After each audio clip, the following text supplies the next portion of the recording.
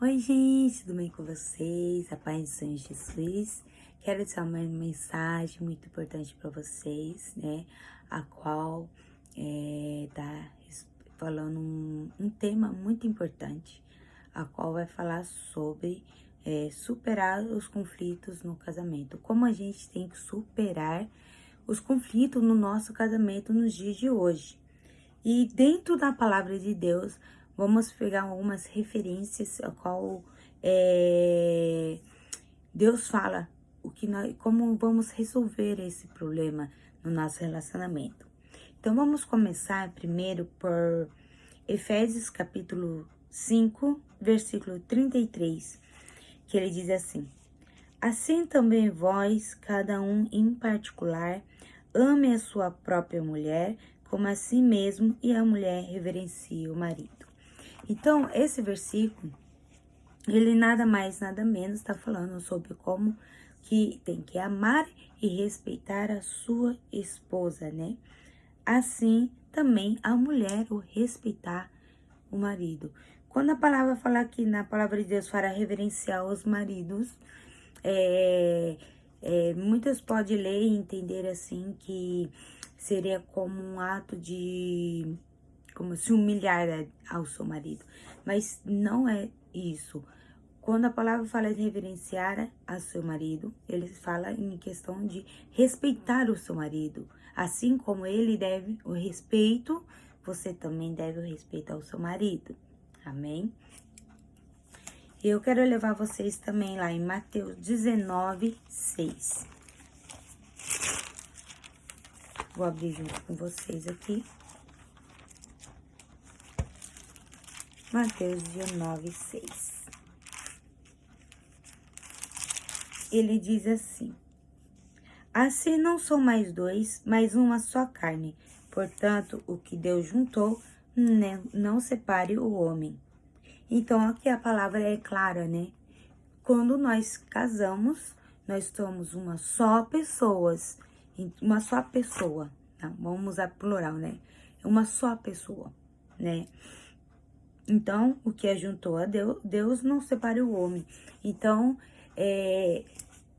não é qualquer conflito que entra, nenhum conflito, aliás, que entre no nosso relacionamento, vem a separar o nosso casamento, né? Porque Deus, lá desde o começo, lá no Jardim do Éden, né? Quando Deus constituiu o homem e depois a mulher da costela do homem, assim como vocês possam já saber lá em Gênesis, Deus preparou o casal para a vida eterna. Aliás, lá no Éden não era nem para a gente morrer. Porém, como entrou o pecado no mundo, hoje nós temos, né, um tempo de vida para agora. Não somos imortais, né? Podemos dizer assim. E quando Deus constituiu a família lá, desde o começo, Deus constituiu a família que fosse para sempre, até a morte os separe. Por isso que tem partes na Bíblia que partes da Bíblia vai falar sobre que só pode se separar por causa do adultério, né? Então, ali não é Deus que fala, mas Deus permite que Moisés dê essa lei do divórcio, né? Que seria a carta de divórcio, para que a pessoa prossiga o seu relacionamento, se separe e possa relacionar de novo com outra pessoa. As que recebeu, né? Que não pecou, aliás, pra vocês entenderem. Tá lá em Mateus 19, capítulo 19, versículo 7 ou 9, vai falar sobre isso. E aí, mas aqueles que pecou, né, que adulterou, esse não tem liberdade como o outro que não adulterou. Ele não tem liberdade, porque a Bíblia é clara em dizer que aquele que adulterou, aquela que casar, ou aquele que casar com quem adulterou, ele também irá adulterar. Então, ou seja, vai pecar. Porque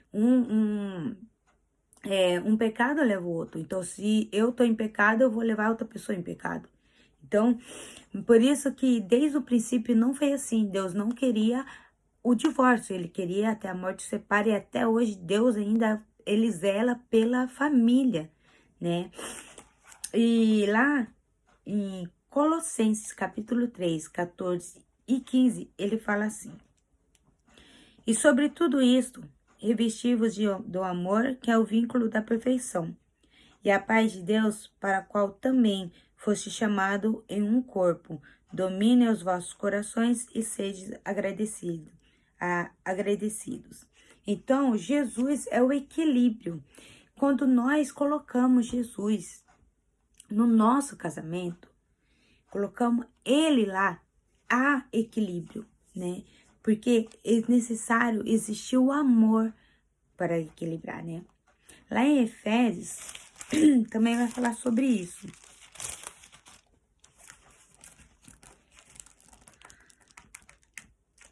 Nossa, minha garganta tá terrível. Em Efésios capítulo 5, versículo 28 e 29, diz assim: assim deve os maridos amar sua própria mulher como seu próprio corpo. Quem ama sua mulher, ama-se a si mesmo. 29. Porque nunca ninguém aborreceu sua própria carne, antes a alimenta e sustenta, como também o Senhor a igreja. Então aqui tá falando sobre amar a sua esposa, até mesmo, não só o marido amar a esposa, mas a esposa também amar o seu esposo, né? Então, o que é necessário é colocar Cristo no seu casamento.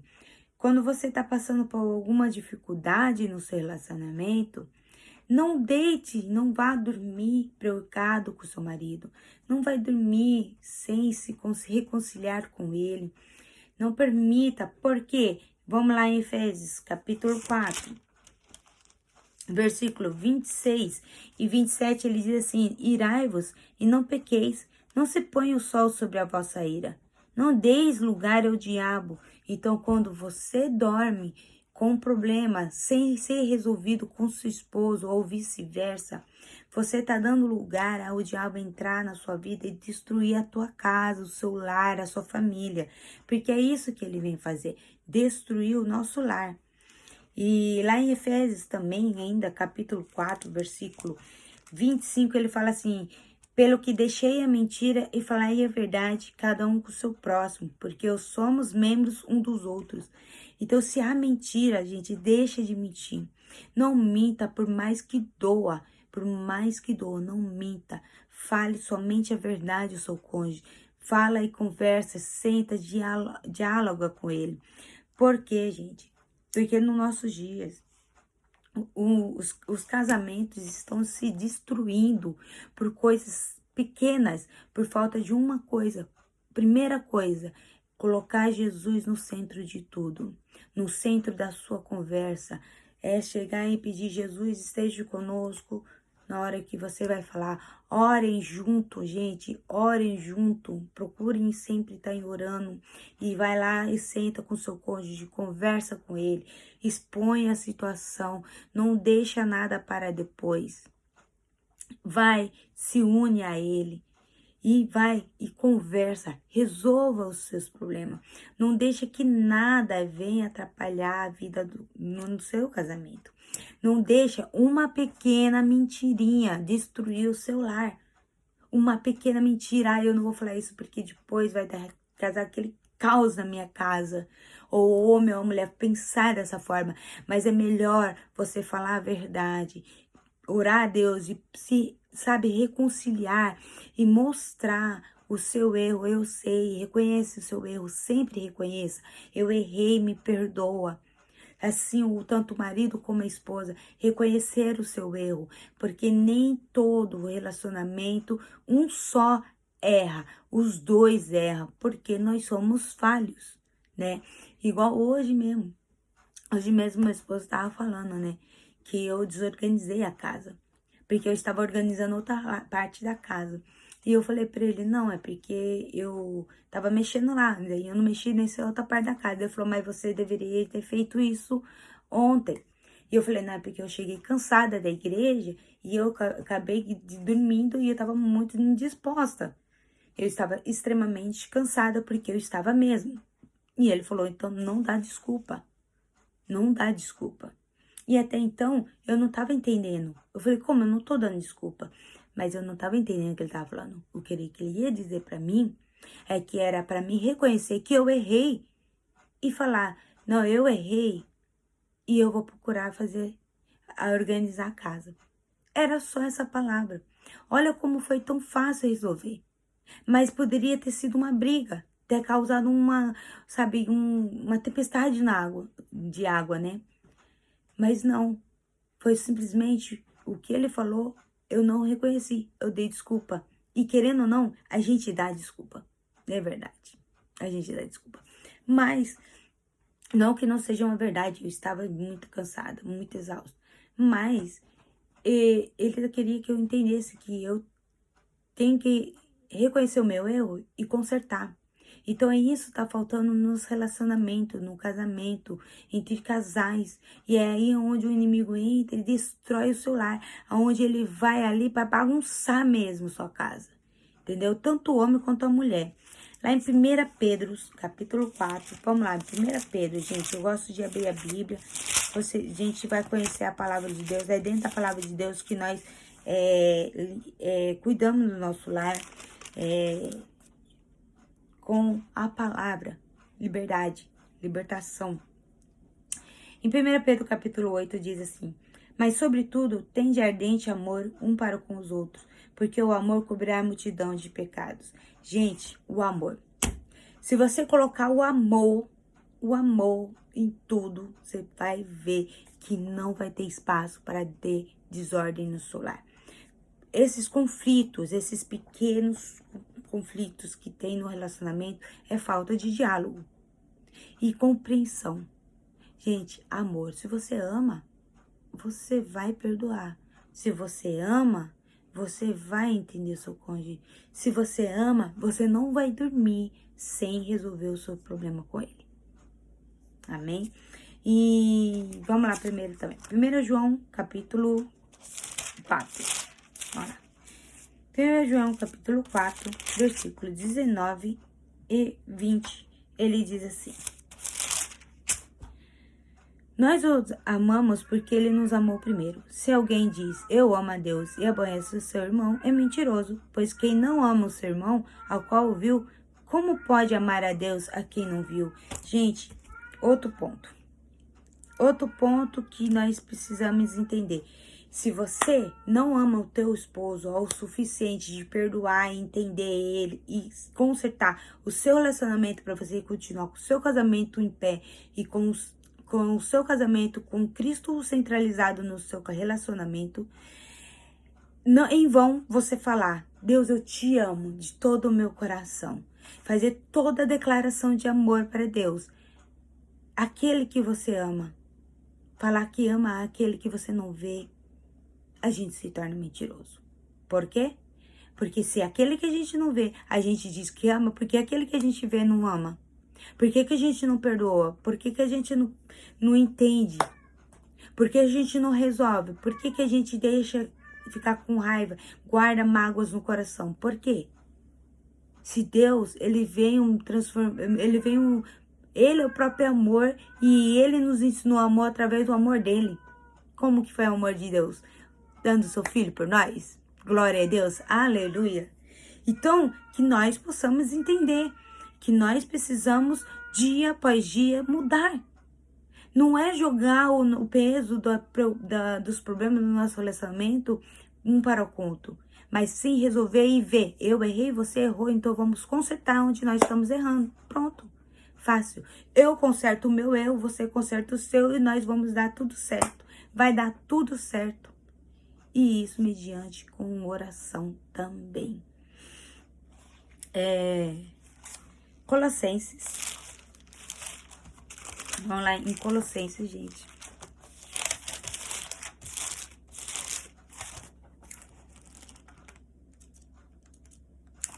Capítulo 3, versículo 12 e 13. Colossenses, capítulo 3, versículo 12 e 13 diz assim. Revesti-vos, pois, como eleitos de Deus, santos e amados de entranhas, de misericórdia, de benignidade, humildade, mansidão, longanimidade, suportando-vos uns aos outros, perdoando-os uns aos outros, se alguém tiver queixas contra outro, assim como Cristo vos perdoou, assim fazei vós também. É o que eu acabei de falar, gente. Perdoando sempre. Por quê? Porque se pare para pensar, todo tempo nós erramos, certo? Então vamos lá refletir. Se todo tempo nós erramos, de alguma forma, gente, nós erramos. Se Cristo não nos perdoasse, como seria a nossa vida? Nós temos que ser imitadores de Cristo. E nós somos imitadores quando nós fazemos o que Ele faria. Se Ele está falando aqui na palavra dele, suportando-vos uns aos outros, perdoando-vos uns aos outros, se alguém tiver alguma queixa contra o outro, assim como Cristo vos perdoou, assim fazei vós também. Tem alguma coisa que você não entendeu nessa palavra? Será que nós não entendemos ou a gente não aceitamos? Né? Então a palavra é bem clara, sempre perdoando, para que a gente também receba o perdão, porque a gente vai precisar. Se a gente não perdoar, na medida que a gente não perdoa, a gente não vai ser perdoado. Não vai, porque Deus ele vai perdoar conforme você também perdoa. Lá em Efésios, capítulo 4, volta lá em Efésios.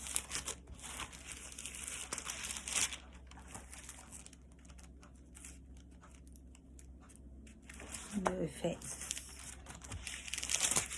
Capítulo 4, versículo 31 e 32. Eu vou terminar por aqui em Efésios, capítulo 4, versículo 31 e 32. Diz assim: toda amargura e ira e cólera e gritaria, blasfêmia e toda malícia seja tirada de entre vós. Antes sede uns para os com os outros, benignos, misericordiosos, perdoando-vos uns aos outros, como também Deus vos perdoou em Cristo. Entendeu? Então, aonde é que nós superamos os conflitos do nosso relacionamento? Como, gente? É muito simples isso. Quando primeiramente nós colocamos Cristo no meio do nosso casamento, e quando nós amamos, quando nós perdoamos, aí sim, esses conflitos se transformará,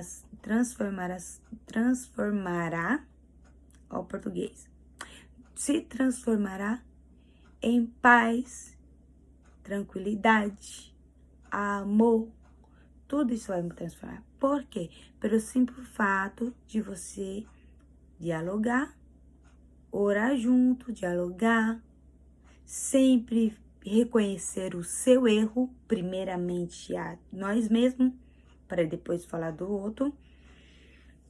Lá em 1 Coríntios, não lembro qual um versículo, que fala assim: examine, pois, o homem a si mesmo. Esse é o versículo que mais ouve quando a gente vai antes de cear. Examine-se, pois, o homem a si mesmo. Ele fala para nos examinar, gente. Por que nos examinar? Porque nós erramos todo o tempo.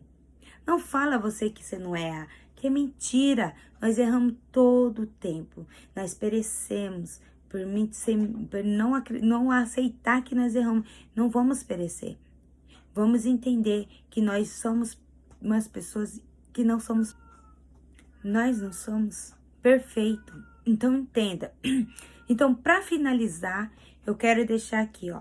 Amar é respeitar.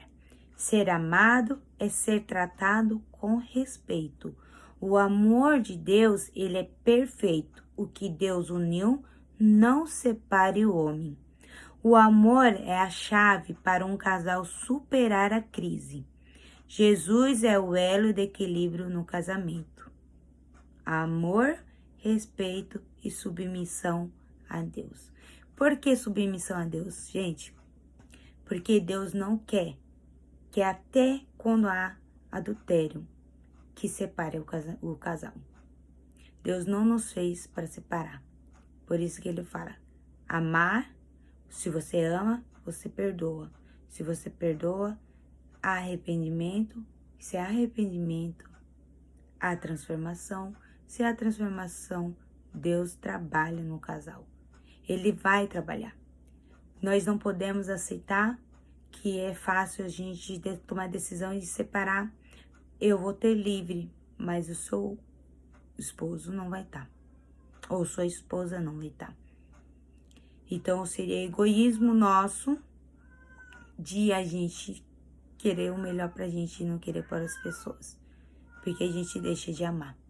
E aí a gente não vai poder falar, eu amo a Deus. Eu não conseguiria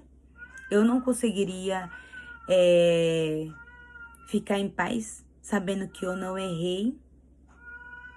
E eu poder relacionar de novo, ser feliz e a pessoa não. Ver a pessoa perecer e levar a outra pessoa a perecer junto. Eu não conseguiria isso. Por quê? Porque eu amo a Deus de verdade. E eu amo a minha família. Eu amo a minha casa. Eu amo meu esposo e meus filhos. Então, se eu amo a eles, eu amo a Deus de verdade. Aquele que eu não vejo. Que essa mensagem venha ao teu encontro. Te ajude a superar todo o conflito no seu lar.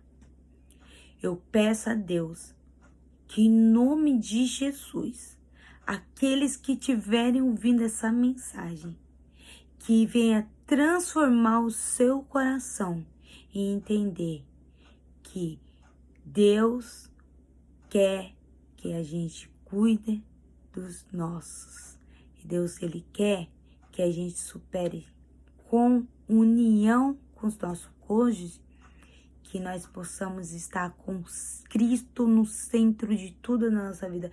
Porque se nós tivermos Jesus como centro, tudo vai bem. Amém? Que Deus possa te abençoar, te fortalecer, te abrir os olhos, a mente e o coração.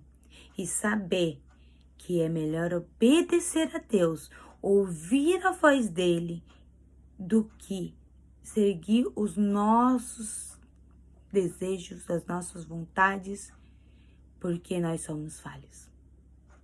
Vamos reconhecer os nossos erros e deixar que Cristo mude a nossa história, o nosso casamento. Amém? Que Deus possa abençoar o teu dia, a sua noite, a sua tarde, eu não sei a hora que você vai ver, mas que Deus te abençoe grandemente com essa mensagem para o teu coração.